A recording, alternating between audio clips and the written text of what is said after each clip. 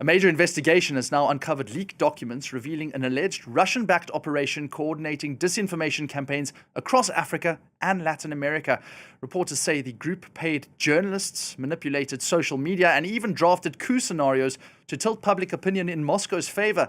The files span more than 1,000 pages and outline budgets, strategies, and targets, painting a rare picture of how modern influence warfare may work behind the scenes. It also raises urgent questions about how far these operations really reach. Let's find out those answers with the author of this publication, Forbidden Stories, Lea Peruchon. Thank you so much for joining us, Lea.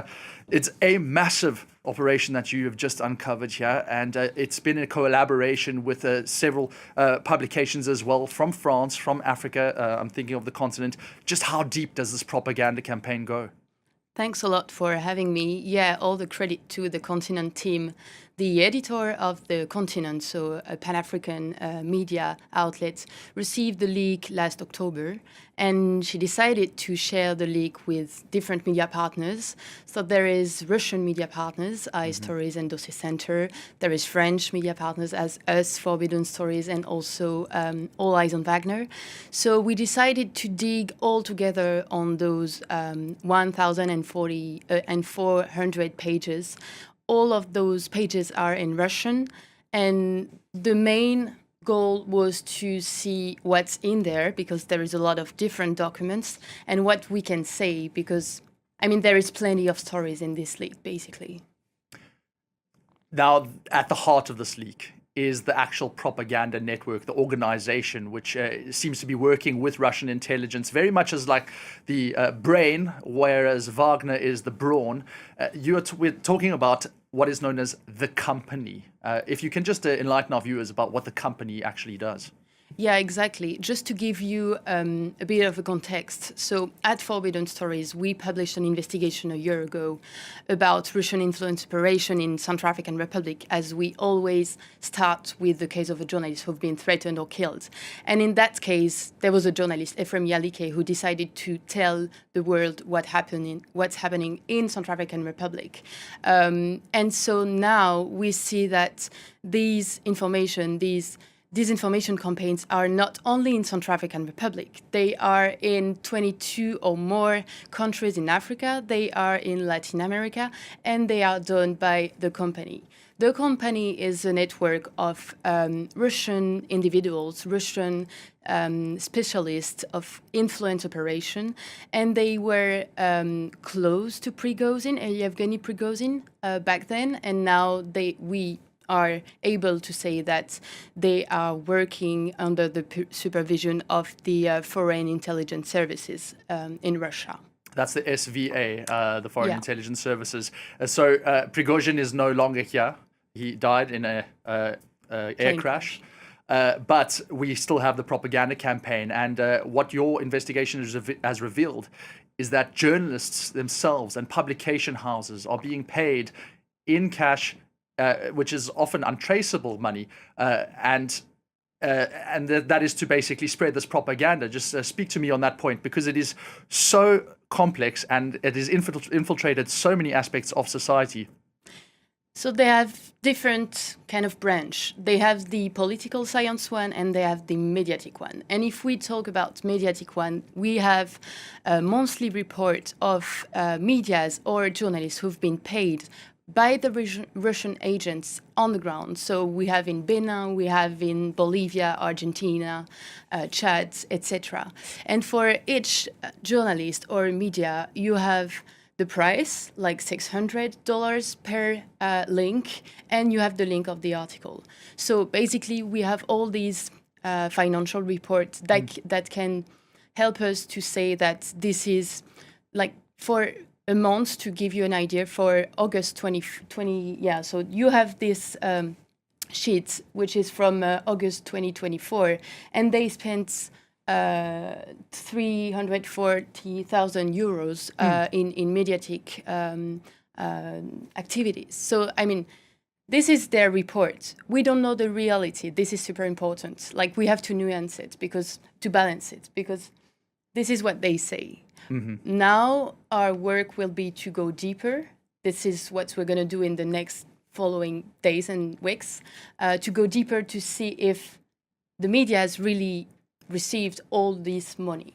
Can you follow the trail? I mean, basically, can we go and find out on a list which media publication houses have indeed pushed that propaganda, which journalists individually have been paid? And I mean, this also puts people at individual risk personally in terms of security. We can trace everything as we do have the links. So we started collecting all the names and all the medias that have published or allegedly published Russian propaganda or Russian disinformation. So yeah, I mean, this is something that we are doing and that we want to challenge and to show, like, just to see the overall activities, I mean. Now, the company itself, I'm just curious how close it is to the Kremlin, how close it is getting its directives. From what I can tell, there are three major players, three men in particular, who are heading up this propaganda campaign. Yeah, basically, we managed to identify not three, but already like 60 people of this network. We published three today, three names. Two of them were already known close to Prigozhin, but we have their biography now, and we know that they are not only used to be close to Prigozhin, they are also, so you have Mashkevich, you have Kliukin, and you have Gorny, who are the three main guys at the head, still today at the head of this company, which could be also named as Africa Politology. And so those guys, Kliukin, for example, he is at the head of a team of 34 analysts, and he is monitoring 15 medias back in 2024. 24 countries, back in 2024. So how does it work? Do they just send out a directive to these media houses saying you will give out false information on this and this person and make sure that it's anti-West and make sure that it focuses on the likes of the United States and French interests in, let's take example of Africa? Yeah, basically they have their own information campaigns. So we have also all the every campaigns that are written in those documents. So they are saying we will send its narrative to 2 or 3 countries, or especially in Ukraine. Regarding Ukraine, they send a lot of narratives to African media to spread their whole narrative on Ukraine. So basically, they start with writing the thesis, and then they send it to the media. So that's the framework. The thesis is there, and exactly, and it it's is not written just like that. It's written like that. It's not just the writing. There's also been campaigns in other ways. I think you pointed to something that happened in South Africa in particular. It was against the opposition-led Democratic Alliance, which is pro-business, pro-West, and that's anti-ANC, which has been aligned with Russia. I think we actually have the image of a tweet of mugs which were sent by this Russian propaganda campaign, which if we can just get that image again, we will see it just now. This is so intricate and so advanced. Has anything actually been revealed about ways to stop this from taking place? Are any measures being taken? I don't know regarding the measures, but basically, so we talked about the media campaign, and you have all the stuff around it. So basically, you have the online campaigns, and you have the offline campaigns with all the demonstrations, etc. In that case, they just publish a fake pictures of a racist mug, and they say, look, they like the head of the Democratic Alliance is ordering this for his birthday party. So it is quite simple, and then they have to say something publicly after that. So the Russian agents consider that this is a victory. How we can handle it? Basically, I think we are doing our job by saying, look, that's what they are doing on the ground, and we will continue to do it during the next few days and weeks. And maybe after that, it's going to be, openly public. I guess the final question is, how does this point to the Russian national strategy going forward?